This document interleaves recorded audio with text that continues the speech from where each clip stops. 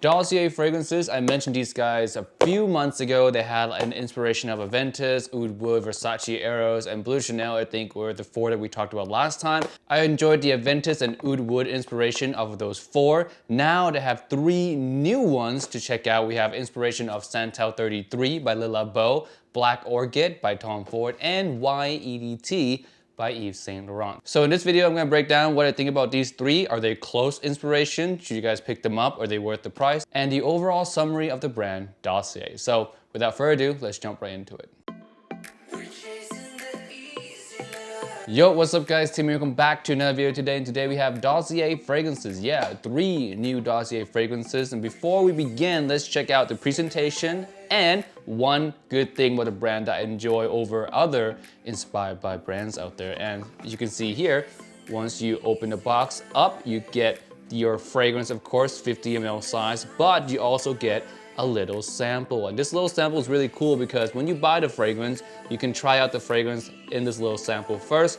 If you happen to not like it for any reason, you can get a refund on this, which I think is really cool. And I think right now they're the only company that's doing this. So I don't know why any other companies don't do this. This is amazing. Groundbreaking, risk-free feature, I would say. Now, these fragrances were sent to me by Dossier, but all opinions are 100%, 1000% my own, of course. So the first fragrance we have here is called Oriental Woody No. 8, and in the box as well is a little information card on the fragrance that includes the note breakdowns and all the other important stuff, the concentration, the inspiration, and yeah, just a little bit about the brand itself. So this fragrance right here is supposed to be an inspiration of Santal 33 by Labo. That fragrance is very expensive because you can't buy Labo on a discounter, so you have to buy those retail at $195 a piece. So they're not cheap fragrances, which makes this one a little bit of an attraction because it's only $29,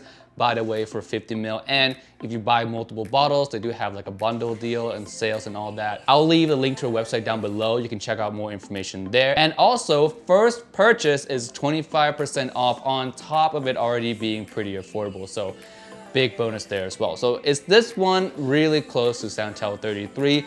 For me, it is kind of like I would say a lighter version of Santal 33. Santal 33 for me really focuses on the papyrus, the sandalwood, like a soft woody feel. This one does have that, but it leans a little bit more on the drier side, I would say. Like the papyrus, the violet accord in here gives off a little bit of a dryness. It doesn't feel as full as Santal 33 is, but it is pretty close. If you smell this one in the air, you probably wouldn't be able to tell the difference. But if you smell it up close, you will pick up differences in the fragrance for sure. It's not a true carbon copy type of fragrance. It's different when you smell it up close. In the air, much more similar. Now, this fragrance lasts on me 5 to 7 hours, which is pretty decent amount of time. I have no complaints there. I would really wish it to last a 1 hour or 2 hours more, but that could be just chopped up to skin chemistry. 5 to 7 hours is plenty for me. Now, when this one dries down, it becomes softer. It's quite a linear scent, I would say. So however it starts at the beginning,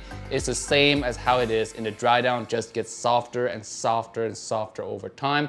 Overall, this is decent. Yeah, decent inspiration of Santal 33, so not bad. Next, we have Fresh Woody No. 6, which is inspired by YSL Y Eau de Toilette. Now, the latest price on Y Eau de Toilette is around $60 for 60 ml online. This one, like I said again, is half the price for about the same amount of juice. Factor in all your discount, this one is quite cheaper than the Y Eau de Toilette. So this one, how close is this? Out of the 3, I would say this is the closest one to Y Eau de Toilette. In the air, you won't at all be able to tell any difference. Now, up close, this one does feel a little bit more heavier, a little bit richer than the original Y EDT. Now, that's only for the first 2 to 4 hours. After that, it does fade away quite rapidly. So in the beginning is where you're gonna get the most amount of similarities.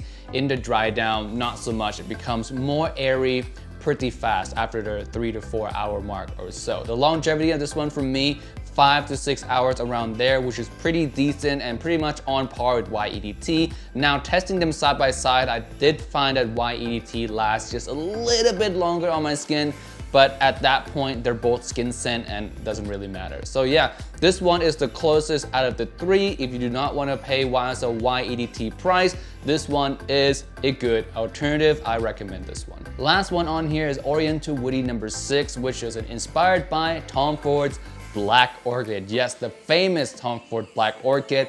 I don't need to talk about the price of this one because Tom Fords are expensive even at discounters. So this one is significantly cheaper than the Tom Ford counterparts, of course. Now this one is, out of the three, the least close. I would say they're almost, it definitely feels like a flanker to Tom Ford's Black Orchid, but a very detached flanker, if you will. Tom Ford's Black Orchid has this truffle note that's very rich, and the whole fragrance generally feels very rich, very warm. There's a lot of heavy elements in there that really captivates you. There's darkness, there's gourmandish touch. It's just a really rich fragrance. This one feels like if Tom Ford's Black Orchid were to make an old fresh version of the scent. So this one does feel a lot lighter than Tom Ford's Black Orchid. It's not super close. You still get that faint DNA of Black Orchid in the background, but like I said, it's more like an eau fraiche flanker or a summer flanker to Tom Ford's Black Orchid. This one, like I said again, is the most different. I would say if you like Black Orchid and you're looking for like a summer version of Black Orchid, I guess, you might want to look at this one. But other than that, if you're looking for something that's super dark, that's something that's really similar to Black Orchid, you're not going to find it here, unfortunately. The longevity of this one, also not on par with Black Orchid. Black Orchid lasts very long time. This one lasts around 5 to 6 hours, and I would say that's pushing it. It's very, very fleeting at that point. So this, to me, I don't recommend quite yet. There are some fragrances in the Dossier line that I like. Of course, I already mentioned that. The Y EDT I like, the Aventus I like, the Oud Wood I like.